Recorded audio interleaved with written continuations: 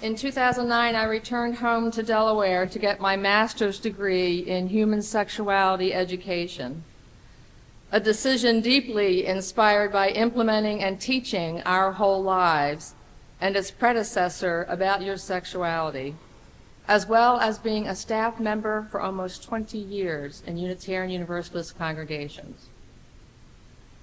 I landed a teaching assistant gig at my alma mater, the University of Delaware. Yay. Go Blue Hens! In the long-standing and very popular undergraduate program, the Introduction to Human Sexuality. The professor asked me to lead a class discussion on Our Whole Lives. I was prepared for comments about teaching sexuality at church, and I was prepared for comments about teaching sexuality to younger children. But I no sooner began describing Our Whole Lives as being lifespan, affirming that we are sexual beings from birth to death, that there are classes starting in kindergarten up to and including older adults, when the comments began. The vibe was palpable. You know, comments about old people having sex. Yay! So I asked, okay, how old is too old to have sex? The response was immediate, and so were the groans. I can't even think about my parents having sex, or my grandparents.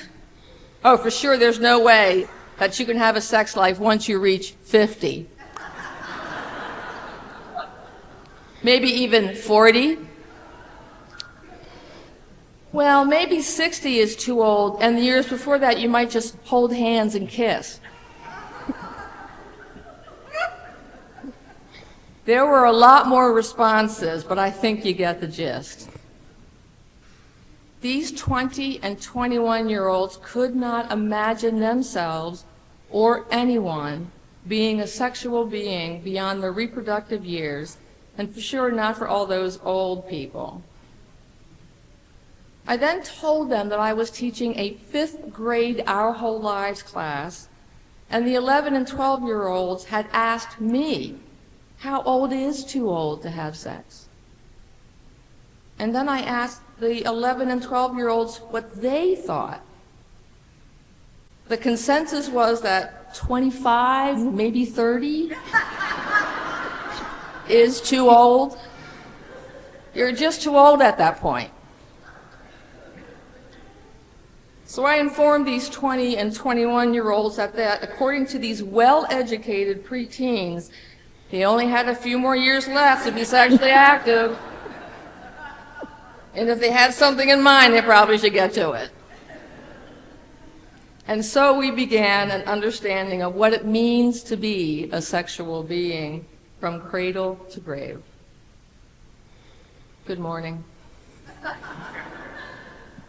Thank you for inviting me into this beautiful space to talk about the ministry of Our Whole Lives and to help you answer for yourselves the reasons for including this powerful ministry into the education and social justice programs in your congregation. Even after the success of Our Whole Lives as part of the Unitarian Universalist and United Church of Christ ministry since 1999, I still get asked, you teach sex at church?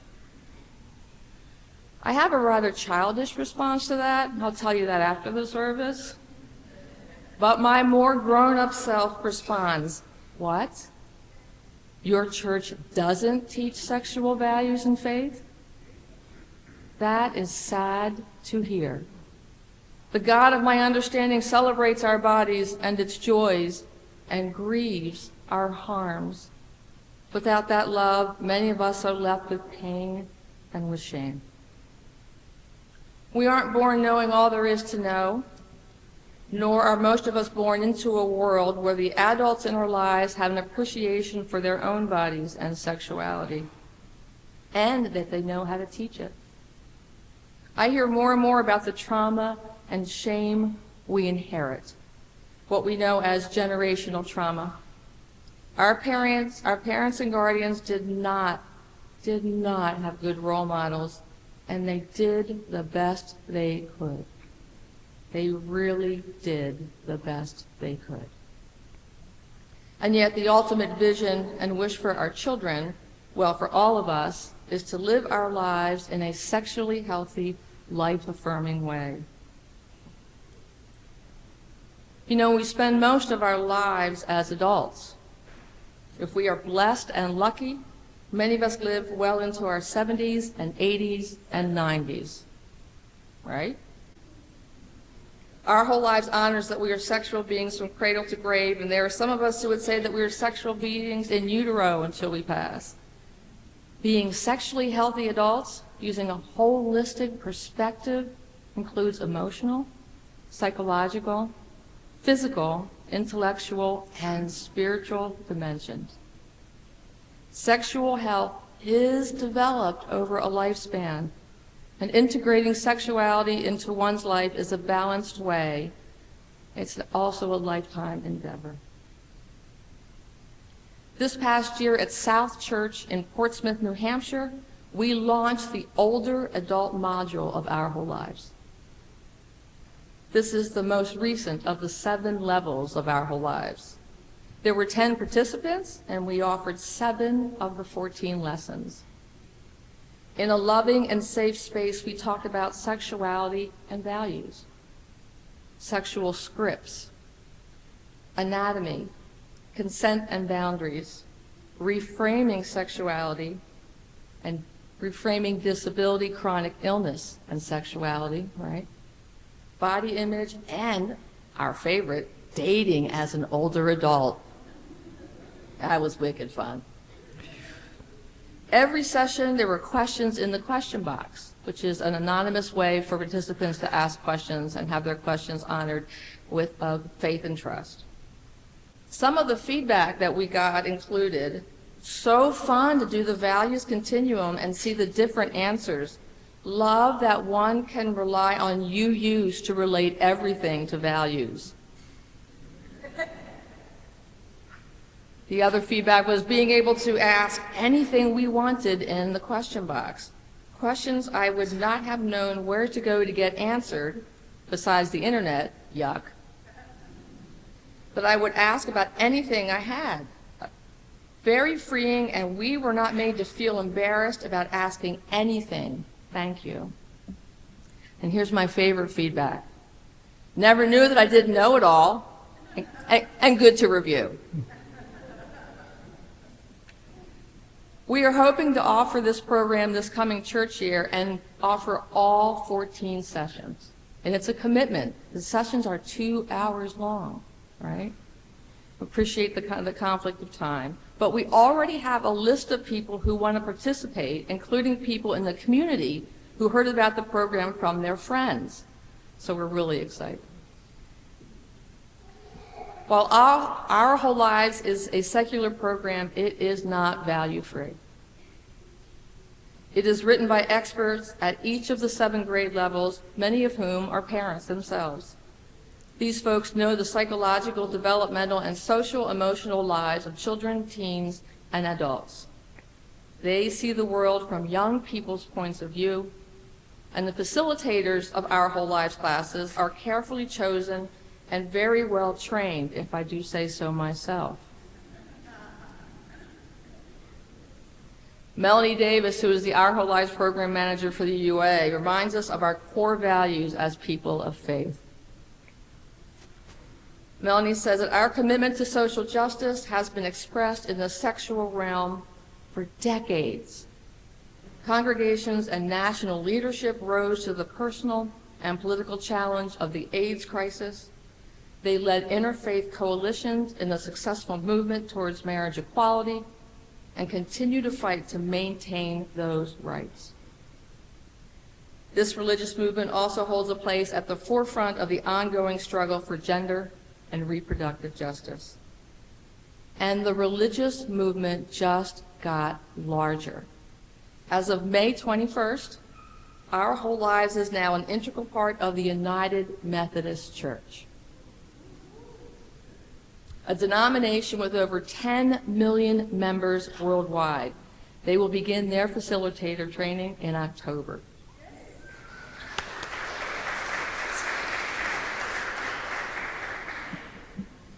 So it matters what we believe, and commitment to this ministry is life-saving, sacred, defends against sexual violation, and respect others' bodily integrity. How could anyone ever tell you you are anything less than beautiful? How could anyone ever tell you you were less than whole? How could anyone fail to notice that your loving is a miracle? How deeply you're connected to my soul.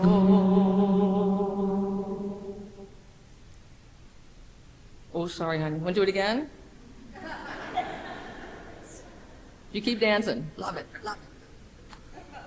It really does matter what we believe about sexuality. And every time we sing that song, we are empowering ourselves to bear witness to the hurt and shame that may make us feel less than whole. Singer-songwriter Libby Roderick wrote that song during the AIDS epidemic. As she watched the burdens and heavy hearts her friends carried during this time, for many of us, this song, these words are provocative and personal. The adult module of Our Lives includes a powerful reading, a reminder of the ways in which reclaiming our beliefs is healing. I invite you, as you are comfortable, to join together with me in reading about those beliefs. You should find a yellow insert in your order of service.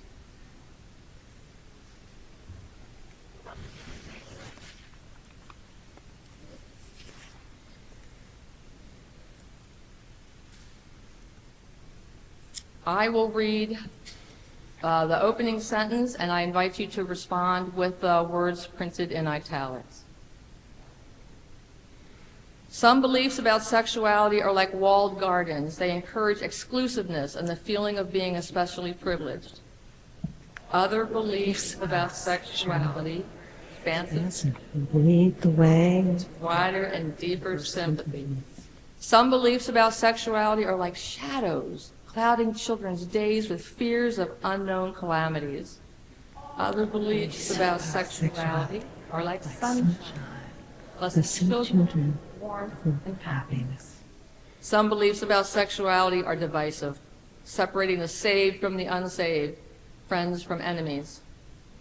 Other beliefs about sexuality are bonds and world community, where sincere differences unify the path. Some beliefs about sexuality are like blinders, shutting off the power to choose one's own direction. Other beliefs about sexuality are like gateways open wide vistas for expression. Some beliefs about sexuality weaken a person's selfhood. They blight the growth of resourcefulness.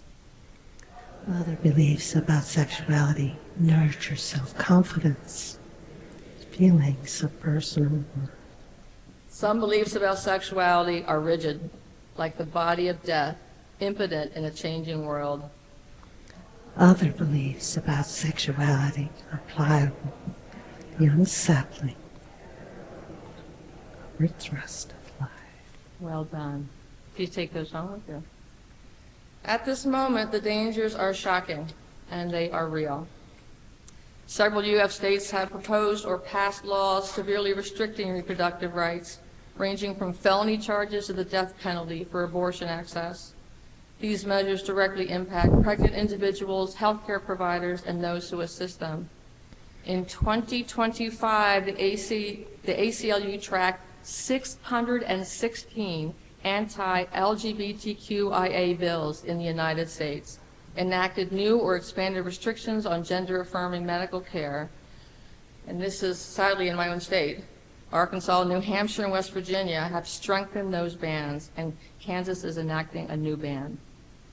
The current administration proposes the complete elimination of teen pregnancy prevention program, the Division of Adolescent and School Health and sexual risk avoidance education. We need our whole lives in ways many of us have never imagined.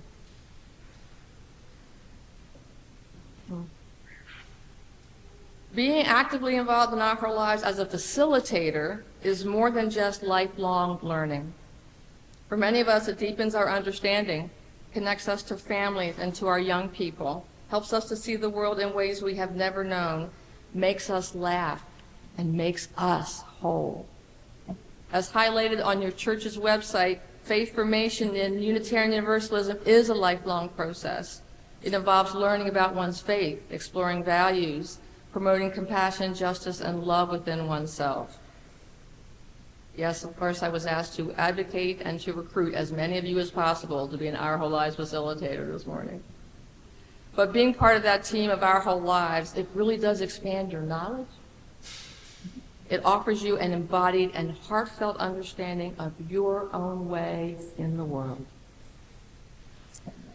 So a quick public service announcement. There is facilitator training being hosted here in August for the K1 and 4-6 programs. And as one of those trainers, I'd love to see you there. Wink, wink. Grounded in a holistic view of sexuality, Our Whole Lives provides accurate, age-appropriate, factual information while also helping our participants clarify their values, build interpersonal skills, and understand the spiritual, emotional, and social aspects of sexuality. As you embody today's service, my hope is that the vision becomes clearer and your commitment becomes stronger. Building beloved community is a precious gift, and I'm grateful to be among you this weekend. Thank you for your presence and for inviting me to be with you. The work is real, and so is the sheer joy of being with you. Thank you.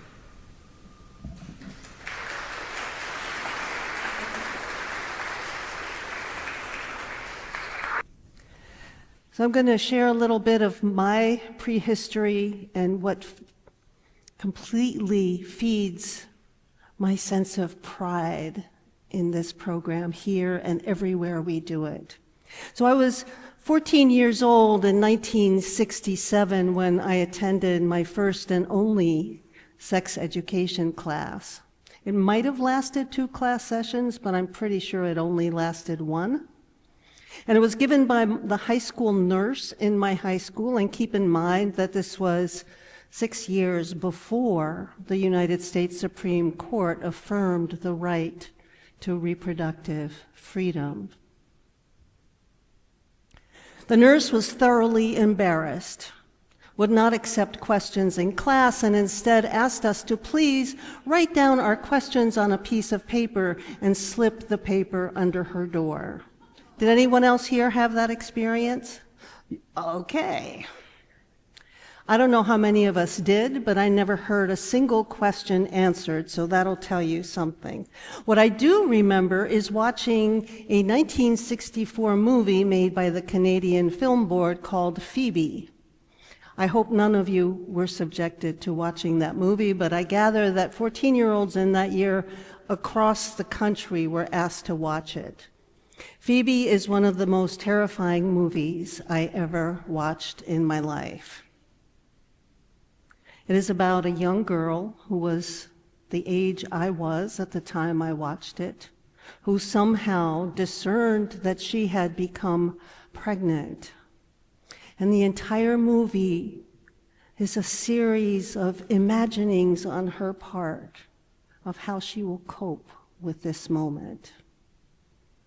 The imaginings are painful. She is all alone. Her family life is apparently difficult. She has absolutely no one to talk to, including the partner who made this pregnancy with her. She imagines all kinds of desperate measures, and the one, in fact, the only part of this movie that I truly remember is where she imagines throwing herself off the Golden Gate Bridge. This was sex education in 1967, 60 years ago. It had everything to do with fear and shame and pain, especially for the girls and the women involved. Self-harm, loneliness, everything we can possibly imagine as Unitarian Universalists that we want to combat in our classrooms, every single one of our classrooms.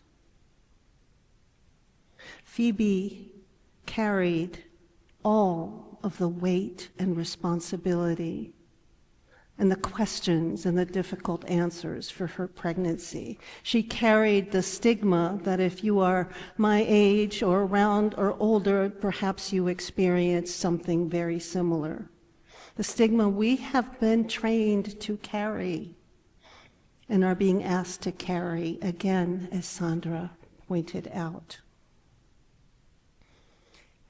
In 1973, the year before I graduated from college, the U.S. Supreme Court would rule that we had the right to privacy and autonomy over our bodies, only to lose it again just a few short years ago. More than 400 women, at least 412 if not more, have been arrested for violating pregnancy and charged with the crime of violating pregnancy-related laws. Only 2 people have been arrested in the investigations into Jeffrey Epstein, Mr. Epstein himself and his conspirator, Ghislaine Maxwell. That, if no other statistic, tells us exactly where we are in this moment. And if Sandy didn't make enough of a case for the importance of OWL in our world today, this to me just adds a yet another level. We are back at square one. Only 19 states in this country require that the information we share with our young people regarding sex and sexuality, only 19% require that it be true. Think about that. That means 81% think it's okay to lie to our children. No wonder our children would rather get their education from the internet. You can imagine how it felt to me to walk into my first OWL training and to recognize a worldview,